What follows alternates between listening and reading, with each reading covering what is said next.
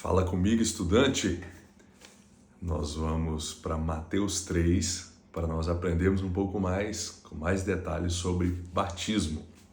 Nós já vimos que Lucas registra o primeiro pregador pregando ali um dos seus primeiros sermões e tendo reações diferentes entre o público que estava diante dele. Nós vamos olhar com um pouco mais de atenção Mateus capítulo 3, o discurso de João Batista, porque ele foca um pouco mais no conteúdo da mensagem e não na reação das pessoas ou nas perguntas, nos questionamentos, como nós vimos ali. Os soldados, os cobradores de impostos. Nós vamos ver um conteúdo um pouco maior sobre o sermão que João Batista prega. E nós vemos aqui, antes de vermos o conteúdo, um padrão de humildade que já foi mencionado aqui por vocês no dia de ontem, muito especial. Como um pregador, ele tem um contraste muito grande com os pregadores famosos da internet, não é? A gente não vê carro importado, não vemos viagens para o exterior, não vemos relógios caríssimos, mas pelo contrário, um padrão de humildade.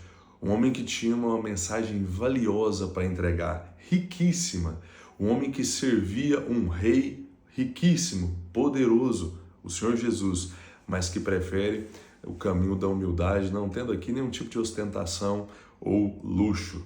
Vocês já destacaram, mas de uma forma muito especial, com mais detalhes, Mateus diz como era o estilo de vida, muito simples desse homem. Algo muito especial que nós aprendemos aqui. E vamos lá. Batismo com fogo, que negócio é esse? Muitas igrejas do movimento chamado pentecostal, que surge com a ideia do que tem em Atos 2, que no dia de Pentecostes desceu o Espírito Santo, falando através dos discípulos de uma forma especial. Essa é a nomenclatura que essas igrejas recebem. Igrejas um pouco mais aquecidas, por assim dizer. Eles têm uma compreensão que existe para o cristão, para o salvo, um batismo com fogo. E a interpretação deles é que esse batismo com fogo aquece o coração do cristão, deixa o cristão mais fervoroso, é uma espécie de empoderamento. E aí por isso ele consegue subir para um nível mais superior. Ou ainda dizem que esse batismo com fogo vem para purificar o nosso coração de toda a impureza e do pecado. Só que, será esse mesmo o sentido de batismo com fogo?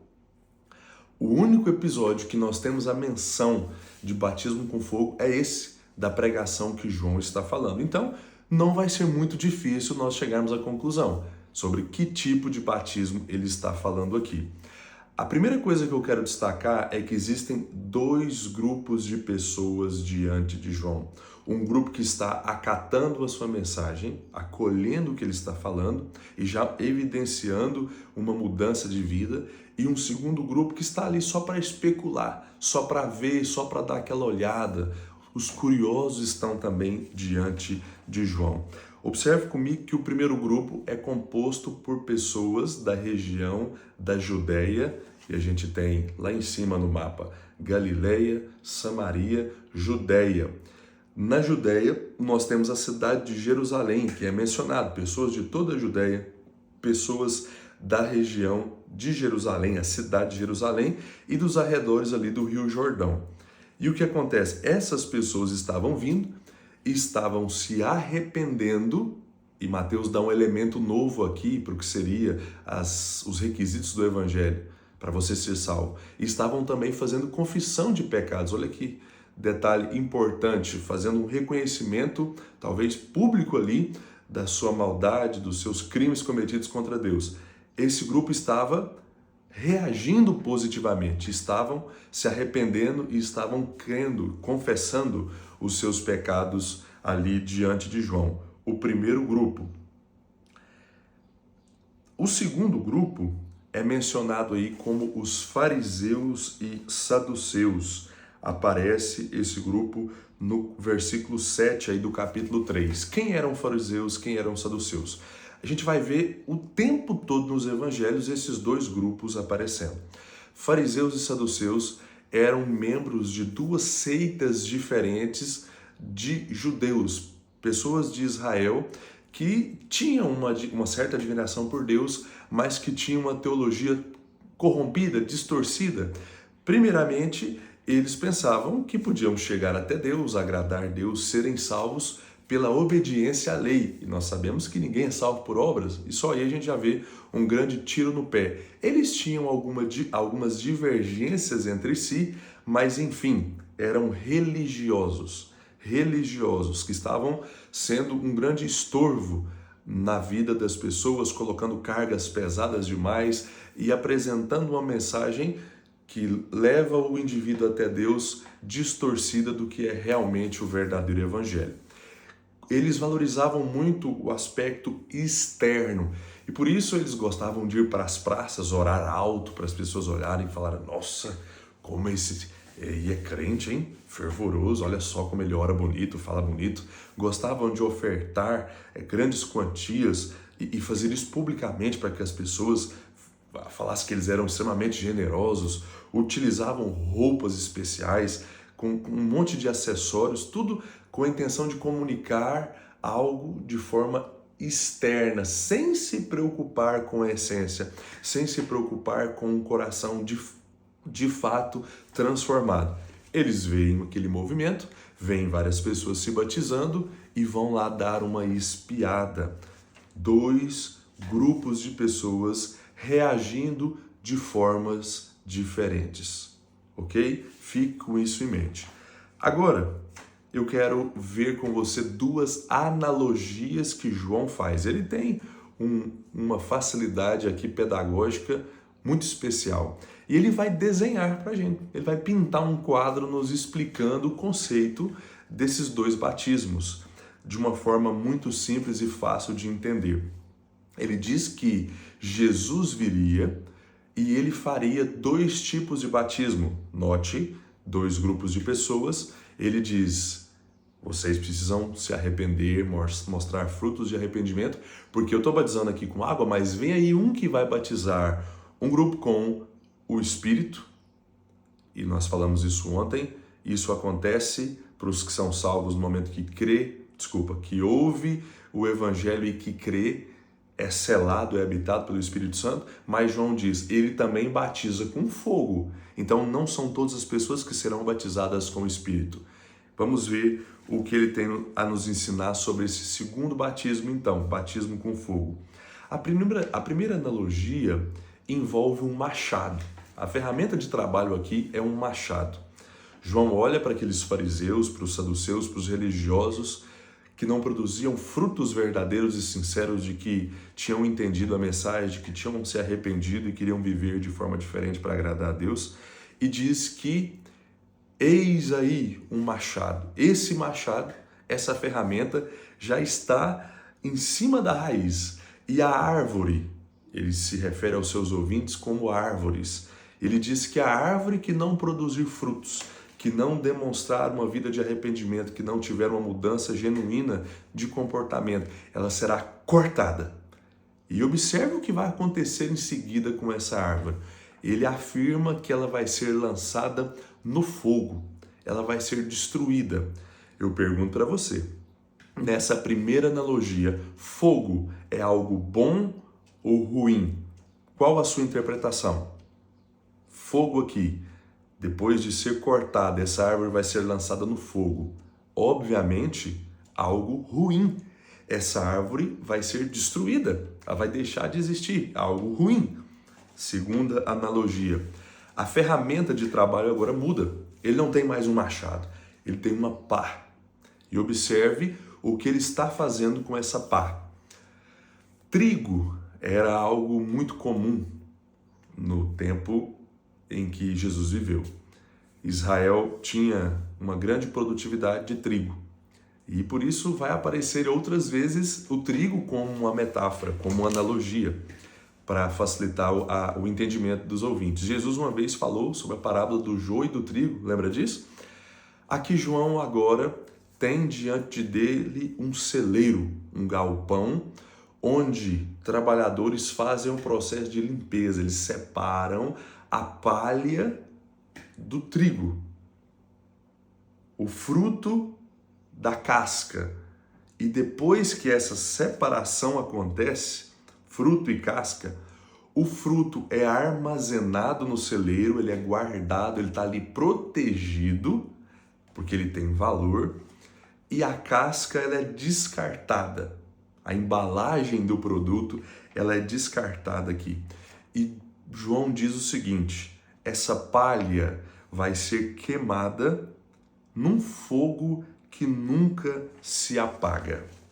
Palha, fogo que nunca se apaga.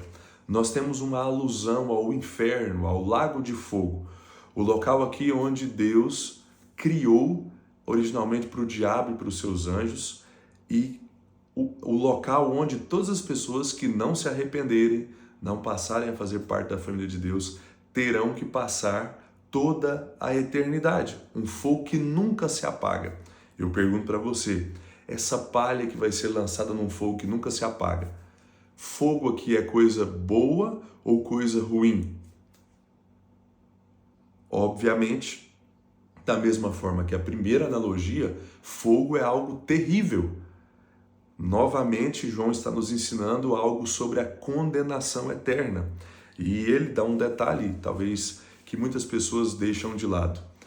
Nós não seremos, quando eu digo as pessoas que não forem salvas, elas não serão aniquiladas, elas não deixarão de existir. Existem várias passagens, nós vamos passar por elas, que deixam muito claro que a condenação é eterna. Pensar que assim que morrer o indivíduo que não foi salvo vai simplesmente deixar de existir é um erro. A doutrina do aniquilacionismo é heresia, ela é falsa. E aqui nós temos um indicador disso. Será lançada num fogo que nunca se apaga.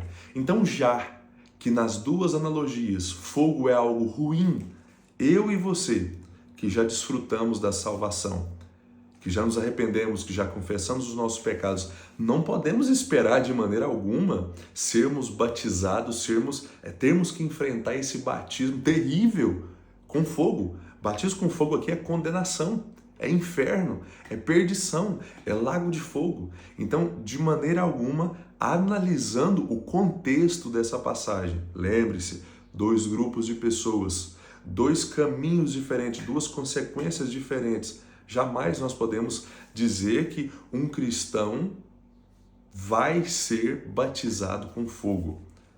Você pode ler essa passagem 5, 10 vezes e o sentido, com base no contexto, seguindo as regras de interpretação básica que eu usei aqui, de analisar o que está acontecendo ao derredor aqui desse texto que fala sobre o batismo, você não vai conseguir encontrar um efeito positivo para esse batismo com fogo. Então, respondida a pergunta lançada ontem, hoje com um pouco mais de detalhes.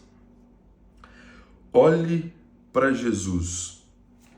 A grande aplicação que eu quero deixar aqui para nós dessa manhã é olharmos o exemplo dele. Jesus não tinha pecado, Jesus era santo, ele não tinha do que se arrepender, mas ele deixa para nós um exemplo.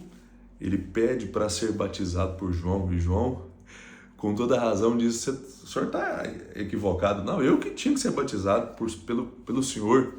Mas ele está deixando para nós aqui um marco, um exemplo de identificação. A partir dele, nos próximos batismos que nós veremos, é o batismo que todo o seguidor de Jesus também deve passar. Não especificamente esse batismo de João, que tinha apenas esse sentido de arrependimento, mas Jesus está nos ensinando a necessidade de passarmos por esse ritual público de confirmação externa de algo interno que aconteceu nas nossas vidas. O batismo significa isso. Nós não podemos ver quando uma pessoa foi salva, passou a confiar em Deus, em Cristo, e o batismo então serve como esse testemunho público, e Jesus está nos ensinando aqui esse modelo. Não precisava, mas ensina com o seu exemplo para que a gente siga as suas pegadas. Então vamos dar atenção, vamos ter muita coisa boa durante essa maratona para aprender com Jesus. Muito do seu caráter, muito das suas atitudes, muito da sua fala. Vamos olhar com atenção, porque como discípulos, o nosso mestre certamente tem muitas coisas especiais para nos ensinar.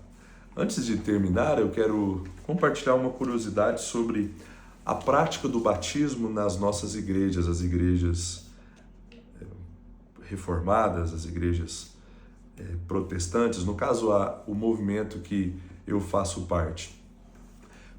Quem deve ser batizado? Por que nós batizamos pessoas que já têm uma certa idade e nós não batizamos crianças?